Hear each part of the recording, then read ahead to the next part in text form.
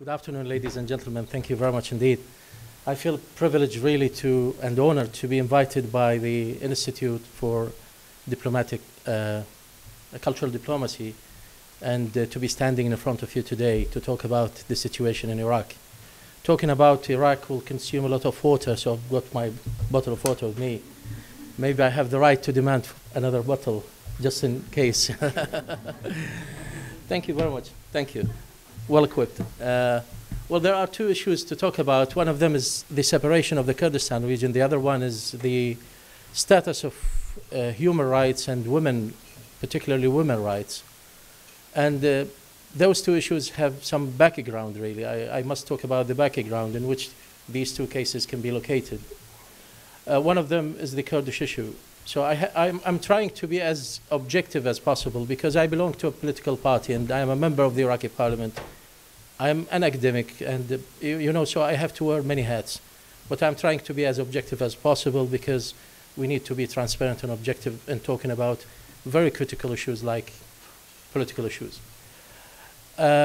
Kurdistan is part of Iraq, but it is also, if we talk about the Kurdish people, they are also part of Iran, which is a neighbor of Iraq. They're also a part of Turkey, which is also a neighbor of Iraq, and part of Syria itself, also a neighbor of Iraq. And Kurdish people were divided on this geographical place, this very much important place in the world, which is the Middle East. After the demise of the Ottoman Empire, the legacy of the Ottoman Empire was divided between the victorious countries, Britain, France, Italy. So what used to be the wilayat is the name for the governorate, which is the region to a certain extent.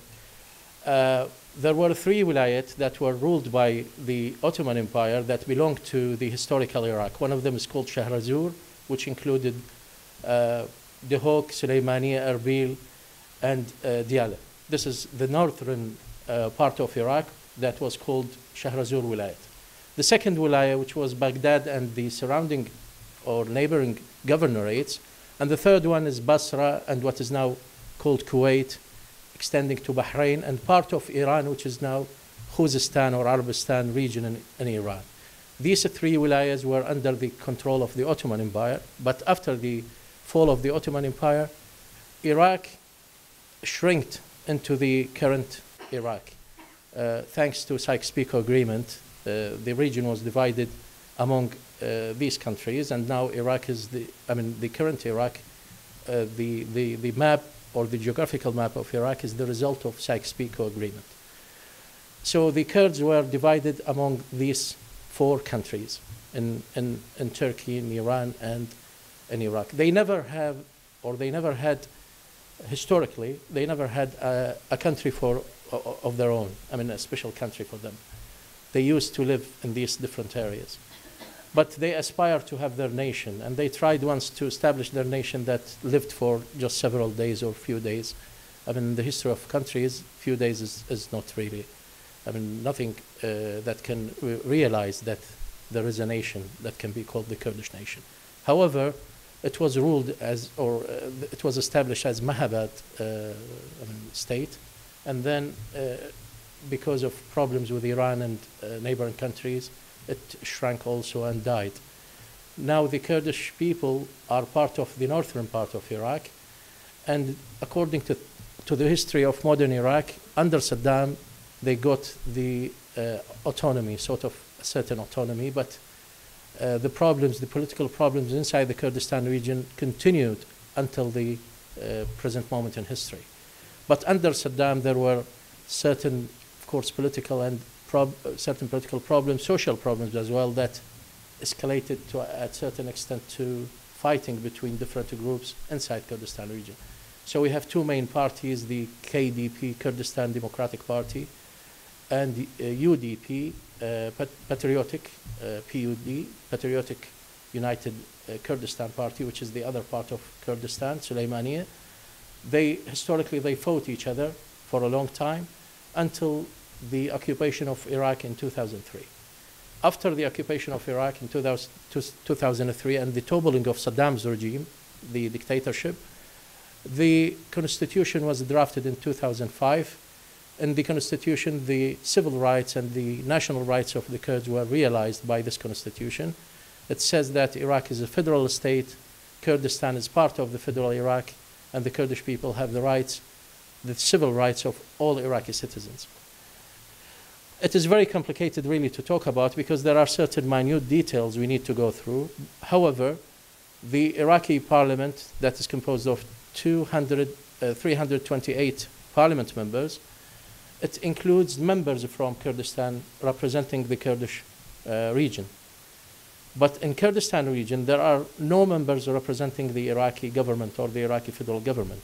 So, I mean, the Kurdish region behaves as if it is an independent region, almost autonomous, almost independent, because there are no representative of the national government in the Kurdistan parliament. There are no representative of the executive branch in Baghdad and the Kurdistan region. The Kurdistan region takes on its own to export oil, and the revenues should go to the national or federal treasury. The recent problems or the last problems caused by Kurdistan region and the government, the Iraqi government, is that because the revenues of the oil were taken by the Kurdistan government. Now, there are certain internal and external problems, of course. Inside Kurdistan region itself, there is this conflict between the different political parties. We have more than 5 main parties. 3 of them are Islamic parties, 2 are secular parties. One of the Islamic parties aligns with the other secular party. 2 Islamic parties align with the other party. They are divided by region. Erbil is the capital of the Kurdistan region. Sulaimani is the historical competitor of Erbil, and the conflict goes on. In the 1990s, they hold arms against each other. They had a battle. Hundreds of people were killed. Of course, this is an internal issue. There are 2 main families in Kurdistan region. Masoud Barzani's family, he is now, or he used to be, the president of Kurdistan region, and Mr. Jalal Talabani, the late Jalal Talabani, who is the ex-president of Iraq. In post-2003, he was selected as the president of Iraq. These 2 historical families also fight each other from time to time. Mr. Barzani's father, Mullah Mustafa al-Barzani, is the historical leader of the Kurds who visited Russia, the former Soviet Union, of course, in the aftermath of the Second World War, to ask or to get the support of the Russians to support the attempted or the established or the newly established Kurdistan nation that was just a dream for them. They wanted also the support of the United States, which they failed to get. They wanted the support of the international community. Unfortunately, they failed. Unfortunately for them, of course. I mean, I'm talking on their behalf, sorry, because I just wanted, I was expecting somebody to be present from the Kurdistan region so he can talk more eloquently about their situation. But this is a reality I'm talking about. I'm not taking position against anybody.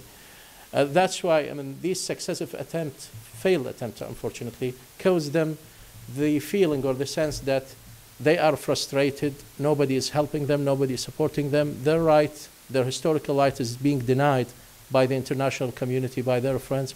So they started feeling that at any suitable moment in history, if they can seize the opportunity to announce their independence, they would do.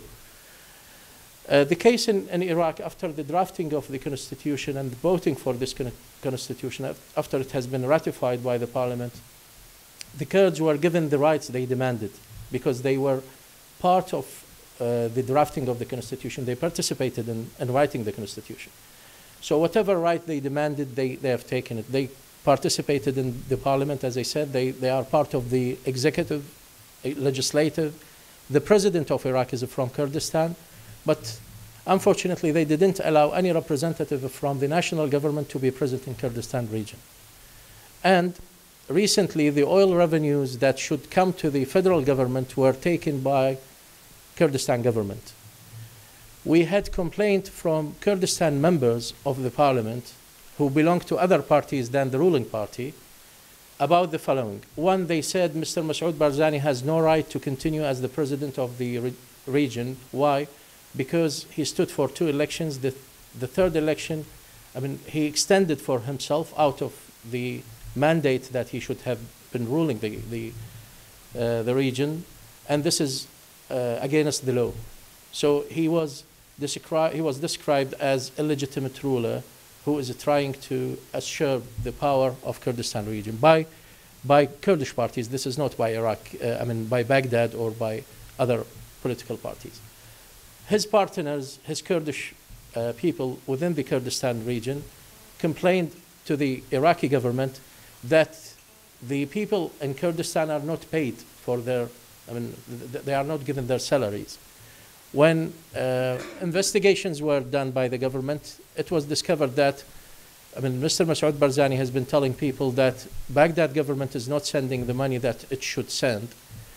When there was an argument about why the Kurds are not being paid, the central government, Baghdad government, said because we should, I mean, we were expecting revenues of the oil to come to Baghdad in order to send it back as money allocations for, or their money shares as part of Iraq.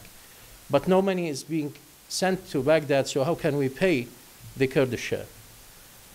Then when people inside Kurdistan region investigated the issue, Mr. Masoud Barzani told them that I am transferring the money to a bank in Turkey. I mean, this is not a secret. I mean, we were told this, and this is what was said by people, Kurdistan people, in the media. When they went to the named bank, they discovered that there is no account for the Kurdish government, and nobody knew where the money went. So there was a problem, an internal problem inside Kurdistan region. If we come to the external problem, in post-2003, there was distrust between different political parties in Iraq. You know, Iraq is a diverse country. It contains Arab Muslims, Kurds, and talking about ethnicities, there are Arab Kurds, Turkmen, and Yazidis, Sabaeans. If we talk about religions, there is Shia Islam, Sunni Islam. There is also Christianity, Sabaean, and Yazidis. Kurds also have different variations of religious backgrounds and affiliations. So Iraq is a diverse country. Unfortunately, under Saddam, because the dictator was, it was a police or sort of very aggressive regime that ruled Iraq by sheer power, nobody could express their identity during Saddam time. Nobody could, even the issue of human rights was a luxury to talk about in the 1990s. People were introduced the concept of human rights just in 2003. So to talk about human rights under Saddam time was a joke. I mean, it was out of this world. That's why in 2003, in post-2003, there is this element of distrust between different political parties. The Kurds thought that the Shia are going to dominate the country. The Sunnis were thinking that the Shia also are going to dominate the country because Iran was a neighboring country to Iraq, and Iran is 90% or 95% is Shia. The Sunnis were fearing that they are going to be suppressed because Saddam was a Sunni, so they thought that when Shia come to power, they are going to oppress or suppress the Sunnis. I mean, all these factors let the Kurds feel that if they won't take their rights or demands by power, or sometimes by manipulating certain legal documents or articles, then they are not going to get these rights. Now the problem of the Kurds, actually, they wanted, they actually had the referendum on the 25th of September to announce their independence. The international community conveyed a message to them. They said this is not the appropriate time because Iraq is fighting Daesh, and everybody is really busy with defeating Daesh, with the battle of Daesh, so this is not the right time to ask separation from Iraq. The neighboring countries, Turkey and Iran, threatened the Kurdish region, actually. They said, we are not going to just be watching. We will use arms against you if you will ask for independence. And that was a serious threat, not just for the Kurds, but even for Iraq, because if Turkey is going to use armed force against the Kurds, and the Kurds are part of Iraq, then they are going to use it against Iraq. So Iraq is going to enter into another battle with Turkey, instead of just focusing on defeating Daesh. Iran also threatened the Kurds to act very hardly if they are going to announce independence. We were approached by Kurdish officials, and we told them that this is not the right time, it is not appropriate. We can solve all these issues by debate, by dialogue, but they refused to listen to all the international community, all people, and they announced, or they had the referendum. They said that 90% of the people voted for the independence sake, but they couldn't do anything. It had no consequences. I mean, that was a stir in the Iraqi situation, in the political Iraqi situation, and that was an attempt to irritate all other partners in Iraq. Unfortunately, the consequences were very bad to the Kurdish party that wanted to announce the independence. I mean, all the consequences, the negative consequences of the referendum affected the political party that asked for the referendum. Now there is dialogue between the Kurdish region and the Iraqi or the Baghdad government in order to solve this problem via dialogue or through dialogue. There are, of course, other complexities and details I'm not going to go through, but to link this issue to human rights, I think was a mistake, was another mistake done by our Kurdish friends. Why? Because it has nothing to do with the human rights. It is just a political move to get independence against the constitutional laws, against the agreements with the Iraqis, against the international community as well. So trying to say that this is a violation of the basic human rights because the Kurdish people wanted to be independent, this is not going to work. I mean, this is out of context. The second issue, I'm just hurrying up. The second issue is human rights and, well, women's rights actually, and the personal status law. The personal status law in Iraq used to be considered one of the most advanced personal status laws in the region. It was drafted in 1959 by the Iraqi government at that time. This is before Saddam time. So contrary to all Arab states, it was very advanced in comparison with other Arab states. Why is it so? Because the law was based on religious sources. Iraq is mostly, I mean, dominated by Muslims from different sects, of course. It is an amalgamation of the most liberal Islamic rules as well as some divergences of these rules. So it is not basically a civic or secular code of laws. It is a sort of mixture between the two. However, there is the domination of the laws go to the Islamic codes or the Islamic Sharia laws. There are so many characteristics of the 1959 laws. I mean, there are so many numbers. I need to read them. It restricts child marriage by setting the legal age of marriage at 18 years. One of the main arguments that is now addressed against the current, recently there is a proposal by some of the members of the parliament to pass a new legislation for the personal status law, based on the constitution, of course. It is not a violation of the constitution, based on the first article of the constitution that gives the right to all Iraqis to resort to the courts they belong to, whether they are Muslim courts, Christians, maybe go to the, I mean, whatever courts, Christian courts they would like to go. So it gives citizens the right to have their personal status law according to their religious background or to the religion to which they belong. It bans forced marriage. The proposed law also bans forced marriage.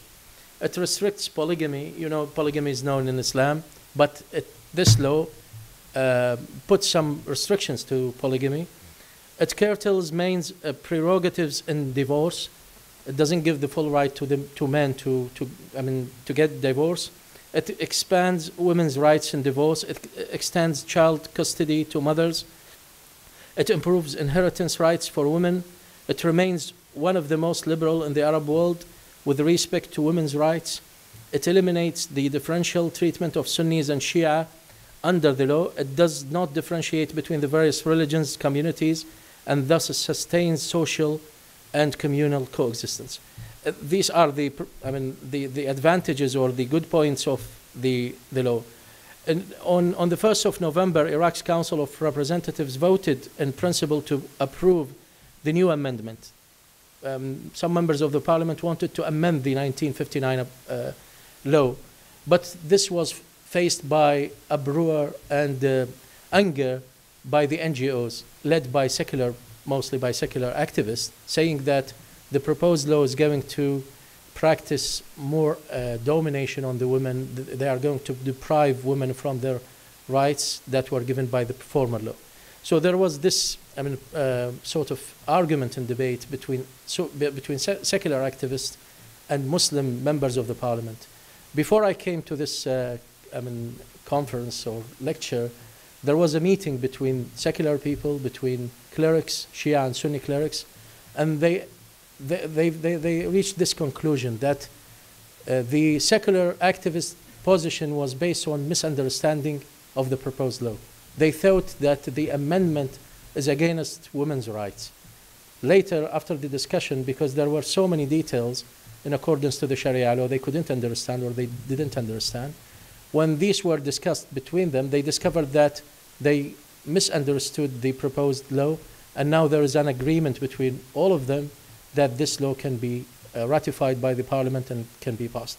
There are so many details I'm not going to go through because time is very limited, and I'm sorry to talk too much about this subject. However, these are just two of the complex situations in the Iraqi political and social situation. And you know all the complexities around the Iraqi problem. It is not just because it is in the Middle East. There is, for us, at least for myself as an academic, I believe that there is a plan for the Middle East, new Middle East or the new world order, and all the intersection that is taking place, or the intervention that is taking place, or the conflict between different regional and world power on the Iraqi platform is due to the fact that there is a sort of a transformation or change in the region, maybe the center of which is going to be Iraq or is currently Iraq. The transformation is claimed to be towards more democratic, more stable, more liberal sort of world that is open to the new market, to new trade. But there is resistance in the Middle East for these ideas, and the conflicts are caused by the intervention in the affairs of these countries, caused by the conflict of these countries over different issues, sometimes over geographical issues, sometimes over cultural issues, sometimes over religious issues, mostly over economic and geopolitical issues. This complexity of the situation in Iraq makes it very difficult for anybody claims to be tackling any particular political issue.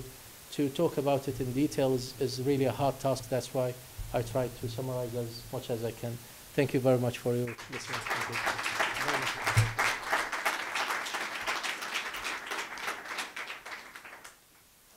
time for just one question. Yes. Can I answer this question for myself? No, I'm just joking. Just one question, so I will ask myself the question. No, sorry, please. So how Palestinian students at ICD? I found the point that you made about the constitution very interesting, and I have a question. You said it was drafted in 1959. Yes. Was it a mirror of a progressive society, or was it a will of the leadership back then to modernize Iraq, or the society was in fact at that time already progressive and it came as a result? Thank you very much. A very interesting question indeed. The 1950s is a process of transformation from the monarchy that was ruling Iraq, because Iraq was a kingdom after the mandate of the British existence in Iraq. After the Second World War, Iraq was occupied by Britain. Then it became a monarchy run by kings who came from Hijaz, then Syria, then to Iraq, King Faisal I. So under the kingdom, there was a progressive society. It was an attempt to modernize Iraq, to make it like any one of the European countries, because Iraq was, approximately one of the Commonwealth states, was about to be one of the Commonwealth states. Now, after the kingdom, after the revolution against the kingdom, the toppling of the kingdom by General Qasim and other revolutionists at that time, Iraq, or the movement of Iraq toward being progressive, was continued by the rebels. So under Abdul Karim Qasim and until the late 1960s, when the Arab Ba'ath Socialist Party took part or revolted against Abdul Karim Qasim, that period was the golden period for most of the Iraqis, because at that time Iraq was, the educational system in Iraq was the best in the Middle East. The healthcare system was the best in the Middle East. These statistics are not mine, they are the international organizations. Talking about every aspect of life, Iraq was very, very far ahead from all other Arab countries. So that was reflected in the legislations. And that's why you see the 1959 legislation is in conformity with what was going on of progress and evolution, because of the booming in the oil prices and the real will of the leadership at that time to make Iraq one of the advanced countries in the region. So in a way or another, it was a reflection of the advancement of Iraq regime or decision makers. Thank you one more time. Thank you very much indeed. Thank you.